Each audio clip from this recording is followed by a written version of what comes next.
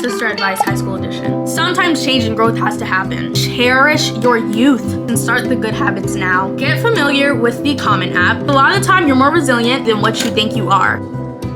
Hi guys, welcome back to my channel. I'm Keyoríe Eliaña. In today's video, I'm going to be giving you guys high school advice. No matter what grade you are in high school, whether you're a freshman, sophomore, junior, or even a senior, even though I'm going into my senior year, I feel like I can already tell what senior year is going to be about and advice to give, because senior year is like you're just finishing, you know? I tried to separate my advice into categories, not based off of grade, but if a piece of advice does apply to a certain grade, I will point that out. Where did my list go? So I have a bunch of advice to give you guys, so please buckle up. I am homeschooled this year, so my outlook on school and just my experience in school has changed, but I feel like I still know enough about school in order to give advice. And I know you probably hear this phrase 24/7, but high school is literally nothing like the movies. And so I didn't think that going into high school it would be like the movies, because I was also told that phrase, but I definitely did have a hope that it would. And there are many things that I wish I knew before entering high school, before entering freshman year, sophomore year, junior year, just in general, so I could know what to prepare myself for, because there were so many things that I lacked knowledge on and lacked experience on that I just wish I had someone to tell me. So Big Sister Advice High School Edition. Let's go. The first category, we're gonna go with growth, change, and identity. I feel like this is a good category to start out with because there's a lot of change, and sometimes you do go through an identity crisis once you start high school. Freshman year me and sophomore year me, I don't even want to count those as versions of me. I don't even know who I was back then because I was still trying to figure out myself. You are going to make mistakes and you're going to do wrong things. Freshman year of high school, you're 14, 13. No, you're not 13. 14, 15 maybe? I don't know, unless you're 13 and you're really smart. That does not make it right for you to make those mistakes, but it's like you're still learning, so don't hold that grudge against yourself. You're still trying to figure out who you are. And me being a junior, I still feel like I have room to grow within myself. And that's why the first category is growth, change, and identity. First thing, you are allowed to evolve. Like I said, you will change throughout the school year and find yourself and discover your identity. So the 9th grade version you will not be the same when you graduate. And that is a beautiful thing, because a lot of people see growth as change in a bad way, but growth is actually progress. So do not fight it. Change, grow, find yourself. You cannot fight it. You have to let it shape you. Sometimes I wish that I was the same person I was freshman year. Not everything. But at the end of the day, I went through the stuff that I went through. I had the experiences that I had, and now I'm a better person. And sometimes change and growth has to happen. Another thing, and this is hard to go through because a lot of people say that friendship breakups are worse than like regular breakups, but it is okay to outgrow people. Friendships are going to shift. They may become stronger or they may grow apart, which is what we're talking about. And some people won't come into the next grade with you or the next chapter of your life with you, and that is okay. It doesn't necessarily mean that there's anything wrong with you or that there's anything wrong with them. That's just life, and it happens, and it's normal to outgrow people. You can't expect to be friends with the same exact people you started out high school with at the end of high school. This is something that I might tear up about, because going into senior year, I wish that I took this advice. Being a kid, you get told all the time, oh, don't grow up too fast, don't wish you were an adult, be a kid while you can. And like, when I was a kid, all I wanted to be was like, I can't wait to be 18, I can't wait to be in high school, this, that, and the third. Hold on to your youth and cherish your youth. That doesn't mean act childish and like prevent from growing. Grow wisely, but cherish your youth while you can, because time is moving fast now. Time is moving really, really fast. I still feel like I'm in sophomore year of high school and I'm literally a senior. Like, I'm about to graduate in like 6 months. So that is crazy. Is it 6 months? You can only be this age and in whatever grade you are once. So cherish those moments, cherish your age, cherish your grade. Take a lot of photos, have a lot of memories, go to football games, go to basketball games, go to dance performances, band performances with your friends, take photos, take memories, but also make sure you carry yourself with maturity and purpose. Don't just do all of this recklessly. Now, these two facts kind of go in together. Don't lose yourself by trying to fit in. You always want to be your authentic, true self. Never change yourself because you feel like you have to hang out with a certain crowd or you have to be with a certain person or have to be friends with a certain person. Don't lose yourself trying to please other people. Being popular or being in this friend group or being liked means nothing if it costs you your peace, your values, and your identity. Because who you are at your core is more powerful than any clique or any trend or any friend group or anything that you're trying to fit in with. Being you, being your authentic self is the best that you can be. There's no one else like you. A lot of people in high school use peer pressure to try to get you to fit in, but eventually stuff that they're doing and the stuff that you're doing will fade and it will not be like how it used to be. So if you're trying to fit in and you're keeping up with this fake persona, you're gonna have to carry that on. And eventually that's gonna fade out and it's not gonna work because you're being fake. So always be your true self and always choose what reflects you. And I feel like this is also a good one, but birds of a feather flock together. So the crew or friends that you're hanging out with, you might not think like, oh, this is not gonna happen, but trust me, it will.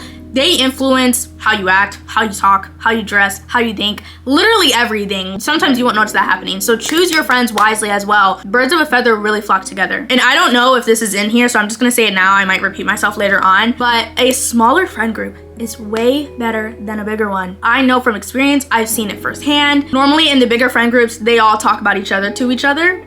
That's crazy to me, because aren't you supposed to all be friends? So a smaller friend group, mine is like max like 4 or 5 people, honestly. Sometimes it can be a big friend group and it can be a good friend group, but majority of the time a smaller circle or at least having 2 or 1 good friend is always going to work out for you. And you guys know I love my Ayana bae.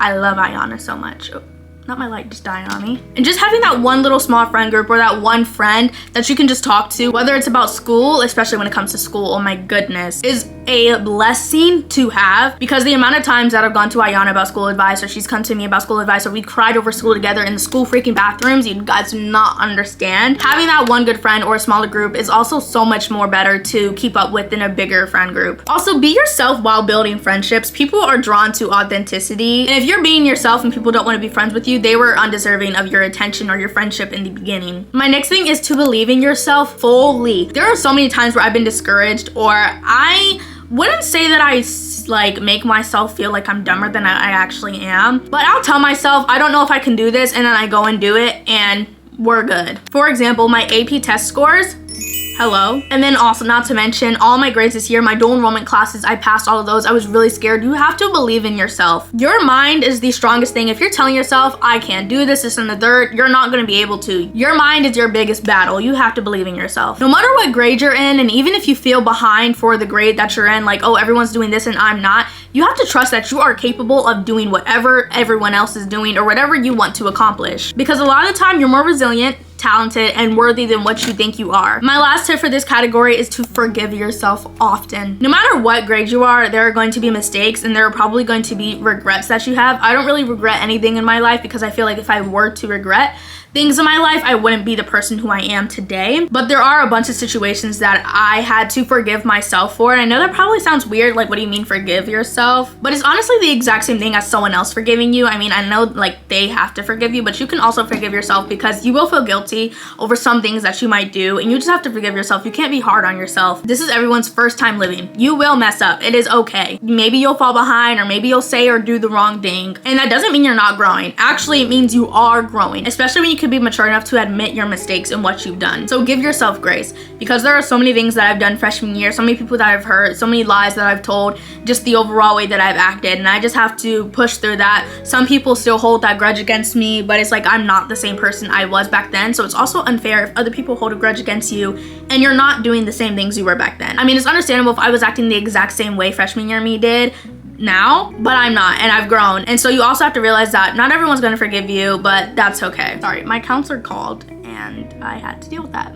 Now we're back. Okay, now the next category is academics, ambition, and planning ahead. I would say this is for freshmen, but I feel like this is also more so catered to juniors and seniors. So I guess if you're a freshman or sophomore, you're getting like early advice. Now this one is actually for freshmen. When you start high school, stay on top of your grades and start your grades out strong. When you start high school, you start with a 4.0 GPA, and so if you make good grades, you can maintain that. But if you make bad grades, your GPA will plummet down, and it's really easy. And it's easier for a GPA to go down than it is to go up. The grades that you get your freshman year and sometimes your sophomore year build the foundation of your GPA and academic level. So it's easier that you maintain those grades by getting good grades, so you can just keep it high rather than having to work hard to build it back up. One tip that I need to follow myself to this day is do not procrastinate. Don't. Create the habits and start the good habits now, because cramming all this information into your head last minute, or cramming for a test or two or a quiz or whatever times you have to do,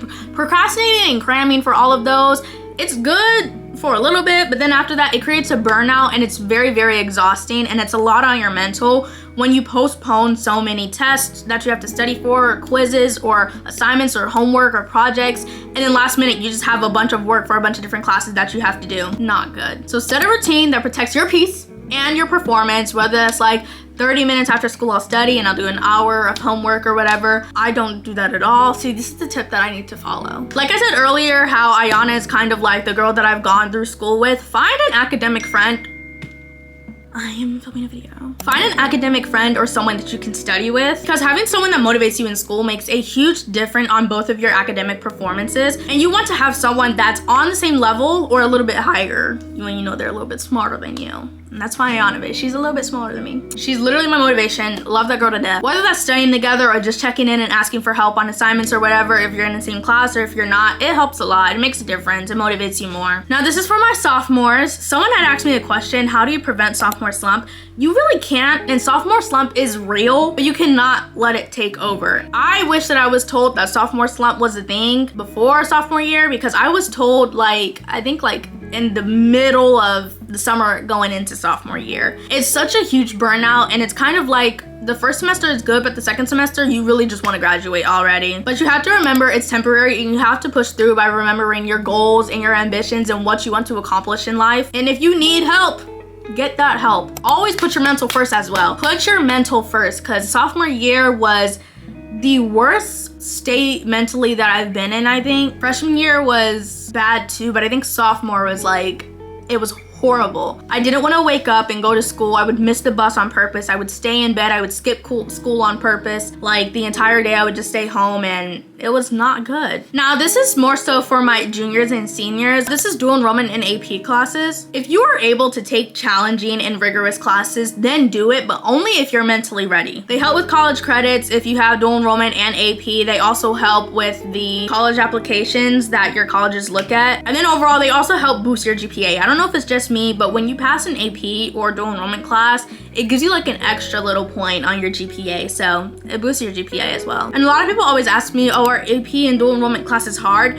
I do not think that they are hard. I just think that they are a bit rigorous and challenging, and it's definitely a stronger workload than your average honors class. But if you do not want to take dual enrollment or AP classes, I do recommend taking all honors, because it's literally not that hard. I promise you, honors classes are not hard. The only thing is, I think you learn material a week earlier than regular classes do, and there's probably a little bit of a difference between what you learn, but other than that, I took all honors and it was so freaking easy. Okay, I had to put my camera on the charger. My next tip is to explore your academic interest early. I wouldn't say you have to have your entire life planned out, yada yada yada, but start thinking about what majors interest you, what careers interest you, what you want to do in your future, what excites you, what kind of lifestyle do you want, because your passions also guide your path. And I know there are certain connections or electives that you can take that also help with whatever path you want to go to. Now, the rest of the tips that I'm about to tell you are more so for juniors and seniors. If you're a freshman or sophomore, it's good to hear this, but this is more so catered to them. Get familiar with the Common App. The Common App is so organized for when it comes to applying to colleges, whether that's writing your essay, the list of colleges you want. It tells you the application fees, it tells you the acceptance rates, and a bunch of other stuff. I love the Common App so much, so I definitely do recommend that you start getting familiar with that. You can start building your profile early, keeping track of your achievements and volunteering, and you can just track it all. I love that app so much, and it's gonna be so helpful for when it comes to applying to colleges. My road glazing mist, I'm gonna use this. Little boost. Yes, when your skin needs a little bit more of a glow. My next tip is to start searching and maybe applying for scholarships. It is so hard to find scholarships. You can also ask your counselor if they know any good ones, but there are literally scholarships for everything. You just also have to make sure you're not getting scammed. Not that they'll take your money, but some of those scholarships actually don't do nothing. But I haven't even started applying to scholarships or looking for scholarships, and my next tip is to not wait till your senior year, but I'm a senior, so that's not that good. But I do recommend searching early when it starts for scholarships and applying to them. My next tip is to prepare for your SAT and ACT. If you were a junior, I'm pretty sure you also had the option to take your SAT, but senior year, you can retake it if you didn't like your score. And then I'm pretty sure sophomore or freshman year, you took your PSAT. Not everyone takes the ACT because majority of colleges are just the SAT. That's the standard test that you really need to get into college, not so much the ACT. But if you do want to take the ACT, I feel like there's no harm in that. And some schools are even test optional, so you won't need to take either test, but I do recommend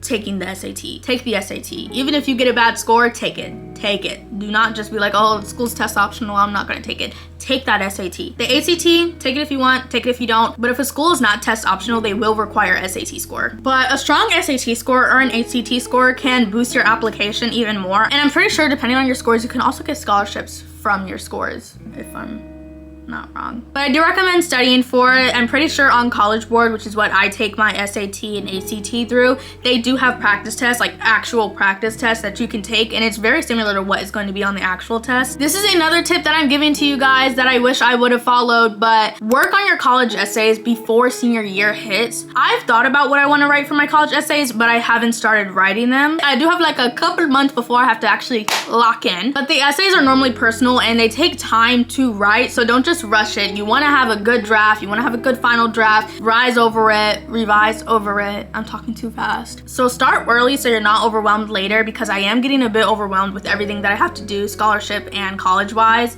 So yeah, I think I forgot that college exists. This is also really good, but if your school has like college tours or college fairs, or if you want to go tour a college, I definitely recommend doing that. Even if you don't want to go to that college, you still can get the college experience and ask, what are they called? Admission reps, like advice on college too. This is something that I also did my freshman year, and I still do it. Even though I'm homeschooled, I still do have an online counselor, and I make sure that I build connections with my counselors, and they can recommend opportunities for you. They can write strong recommendation letters for whatever club you want to get in, if you want to have a scholarship you want to apply to, colleges. So get to know your counselor, have a good relationship, let them get to know you. That helps in the long run as well. And my last tip for this is to be involved. Join clubs and organizations, or even start your own, because colleges look for more than just grades and what's on your essay. They also look for if you're involved in your community and if you're involved in your school and if you've been in clubs. Explore clubs, join sports, that is my expertise. Volunteer, anything that shows you're well-rounded and passionate about your future as well. It looks really good on college recommendation letters, college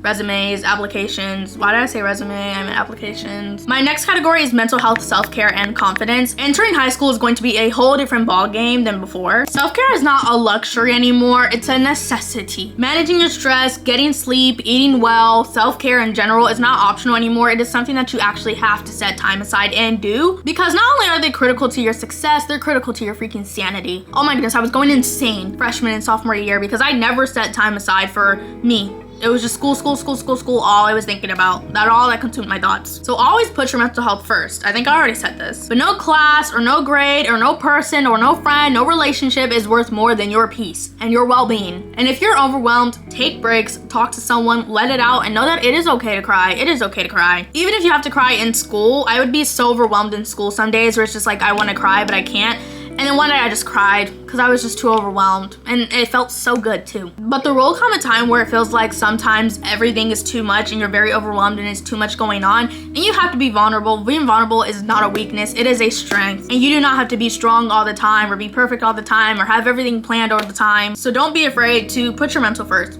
In every category. Celebrate your own wins, whether they're big or small. They matter just as much. They're basically equivalent. You won at something. Those wins matter, and so when you look back on it, you're gonna be like, I was able to do that, whether it's big or small, and it's just something that you can feel happy about. And this is something that I also had an issue with, because going into middle school, I was also with the same people that I was with in elementary school, so it's like I know them growing up. But going into high school, there were a bunch of different people, a bunch of new faces. There was a whole bunch of different aesthetics coming out as well. And so I was comparing myself, and you cannot compare yourself or compare other people's journeys to yours. Everyone's experience, everyone's journey, everyone's life, everyone's story, everyone's chapter, everything is different. You cannot compare yourself to someone else, whether it's physically, mentally, emotionally, like academically, it doesn't matter. You cannot compare yourself. Some people may seem like they have it all figured out, and most don't. They do not. You're at where you are in life for a reason. If you could handle more, trust me, you would be there. And just because you're not where you want to be now does not mean you will not be there in the future. My next category is social life, relationships, and boundaries. I said this earlier, but keep your circle small and positive. Choose your friends wisely. Like I said, birds of a feather flock together, and the bigger the circle, the more drama, so small circles are fine.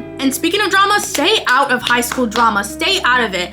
I have never actually been in drama, what you would say, because the arguments and the rumors and the popularity contest or whatever won't matter 1 year, 10 years, 5 years. 2 seconds from now. So don't waste your time and tears and your energy on temporary noise and temporary mess. Another thing is to be respectful to everyone. Just because you don't know a person does not give you the right to be disrespectful to them at all. Be respectful to your teachers, to your counselors, to your friends, to your peers, to people you don't know, even your enemies. Love thy enemies. Because kindness matters and people do remember how you treat them. You never know, just be kind to people. Kindness is literally $0.99 free.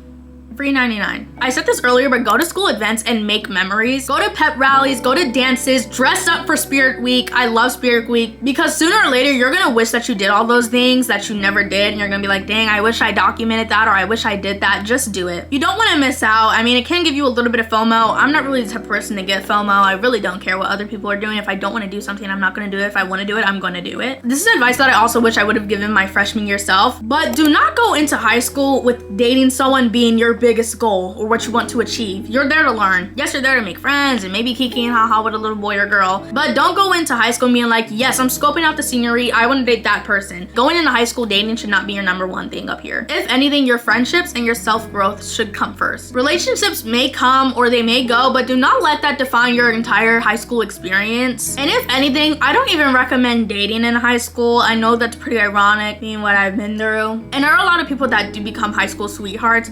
But if you want to date someone, I say do it, but do not push your all into it and let that person consume you, is what I'm saying. And speaking of dating, don't date upperclassmen. Don't. Like, I don't care. Even a freshman and a sophomore, that's questionable because they're gonna graduate before you.